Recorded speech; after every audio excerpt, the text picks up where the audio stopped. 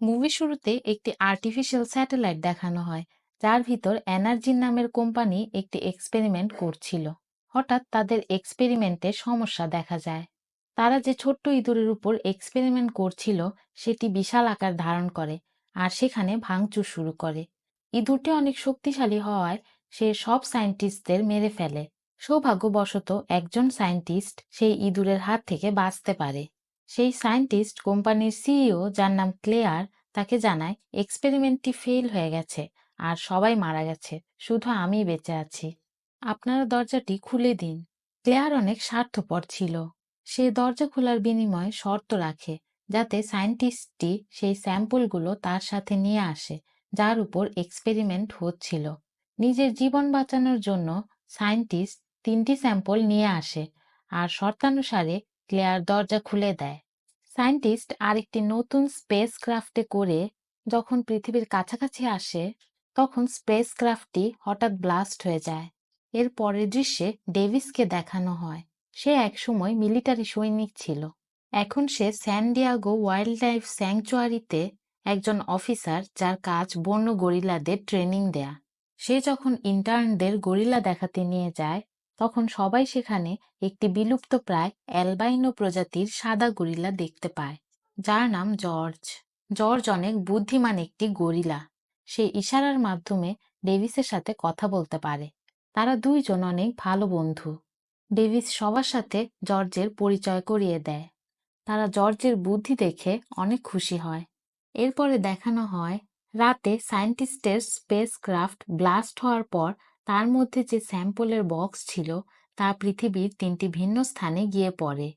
একটি পড়ে জর্জের কাছে, আর বাকি 2টির মধ্যে একটি পড়ে নদীতে, আরেকটি পড়ে জঙ্গলে। জঙ্গলে স্যাম্পলটি পড়ে ফেটে যায়। সেখানে তখন একটি নেকড়ে চলে আসে, আর শ্বাস নেওয়ার মাধ্যমে নেকড়ে ভাইরাসে আক্রান্ত হয়। নদীতে কুমির সেই স্যাম্পল গিলে ফেলে, আর জর্জের খুব কাছে স্যাম্পলটি ফেটে যাওয়ায় সেও ভাইরাসে আক্রান্ত হয়। সকালে ডেভিসকে জানানো হয় জর্জ একটা জংলি ভাল্লুককে মেরে ফেলেছে। ডেভিস যখন গুহার ভেতর প্রবেশ করে, তখন মৃত ভাল্লুককে দেখে সে অবাক হয়। জর্জকে গুহার ভেতরে দেখতে পেয়ে ডেভিস তার কাছে যায়। ডেভিস ইশারায় জর্জকে জিজ্ঞাসা করে সে কেন ভাল্লুকটিকে মেরেছে। তখন জর্জ বলে ভাল্লুকটি প্রথমে তাকে আক্রমণ করে, তাই সে ভাল্লুকটিকে মেরে ফেলেছে।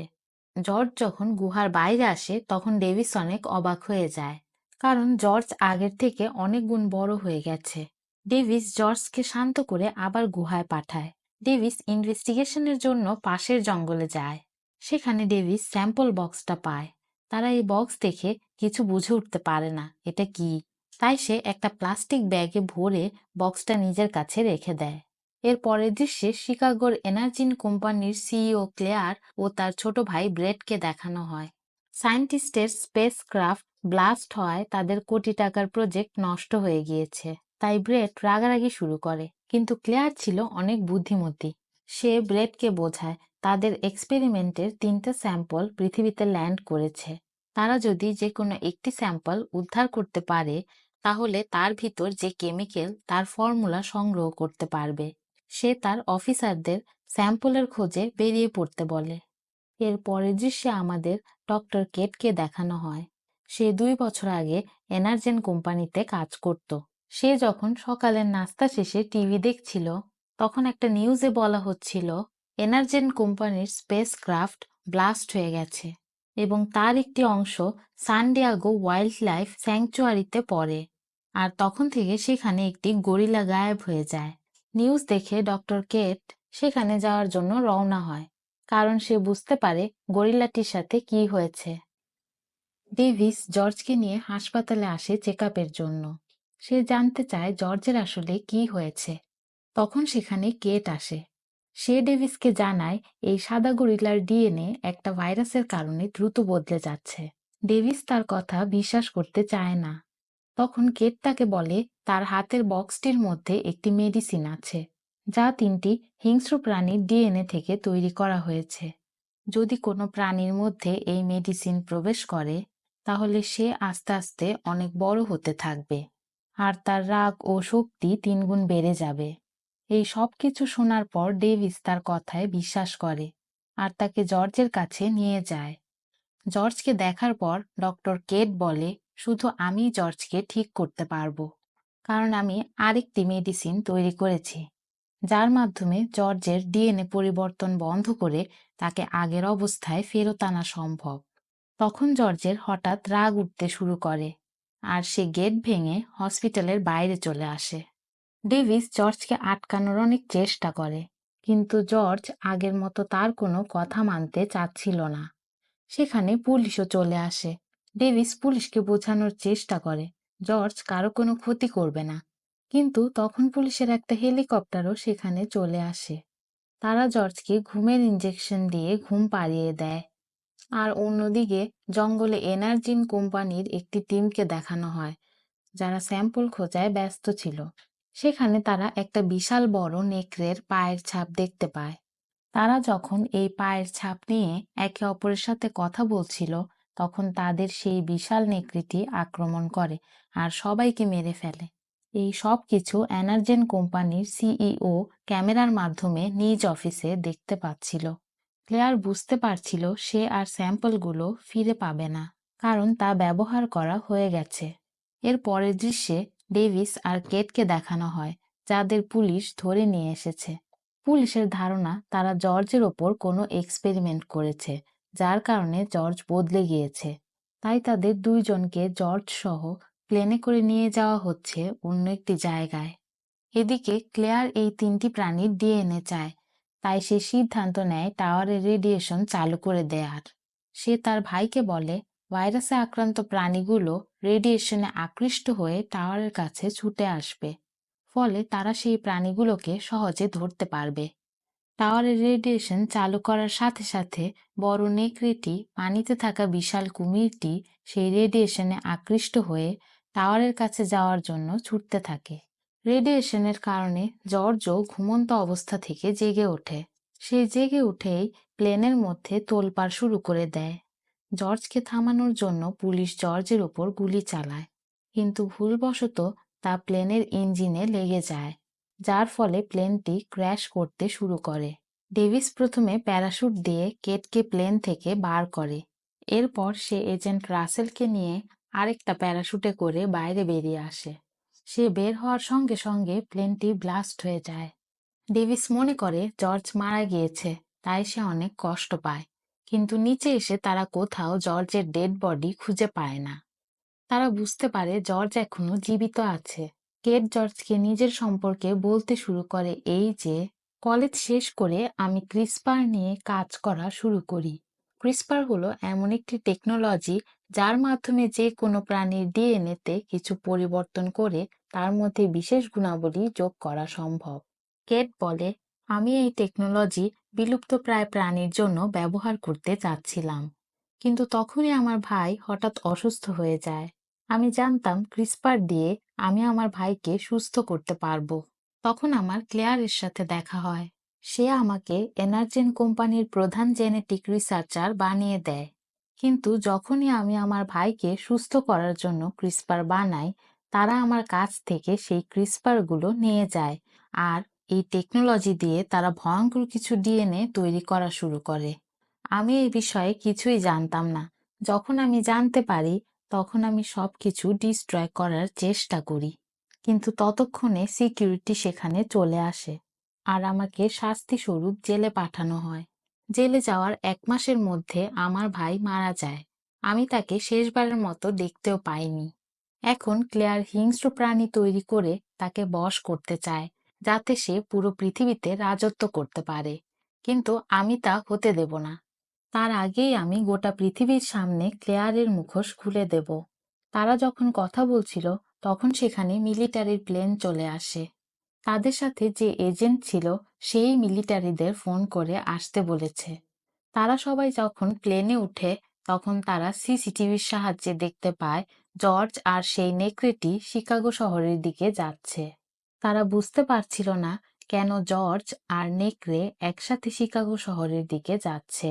কেট তখন সবাইকে বলে, আমি যখন এনার্জেন কোম্পানিতে কাজ করছিলাম, তখন আমরা একটা বাদুড়ের ডিএনএ নিয়ে কাজ করছিলাম।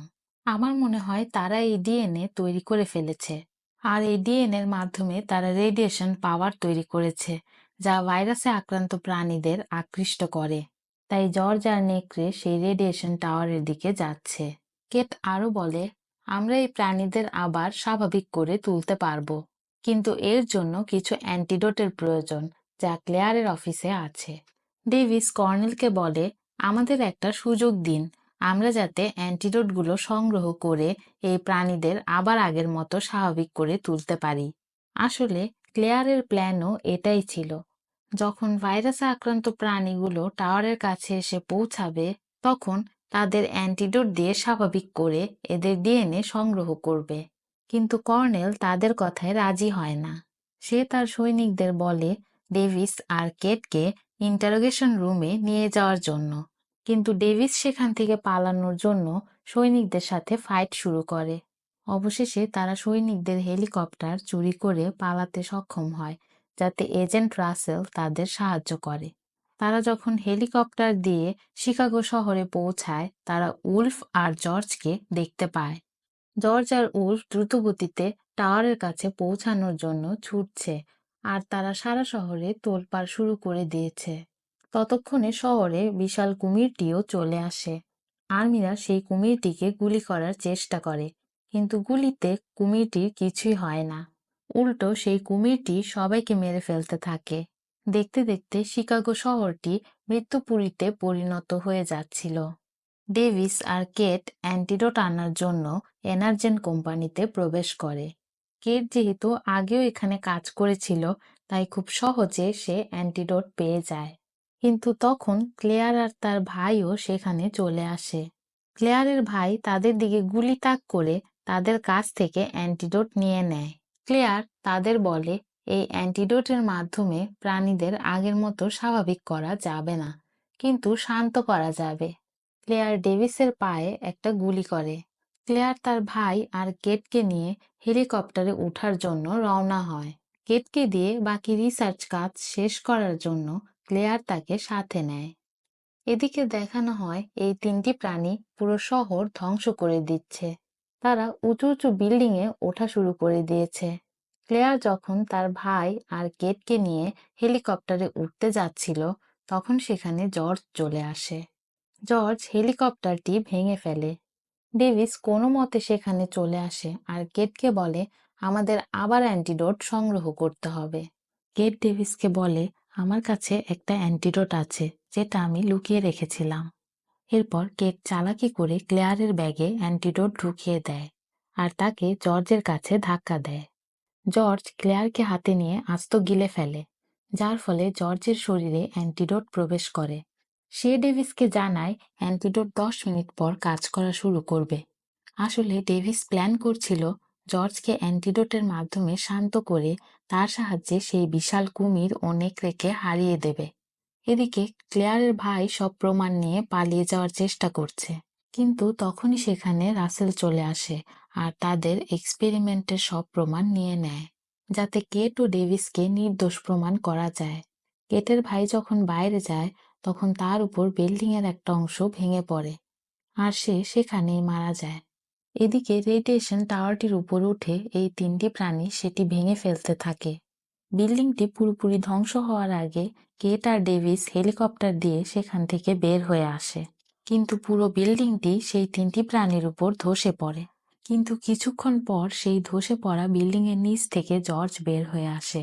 তার উপর অ্যান্টিডোট কাজ করা শুরু করে দিয়েছে, তাই সে ইশারায় ডেভিসের সাথে কথা বলা শুরু করে দেয়।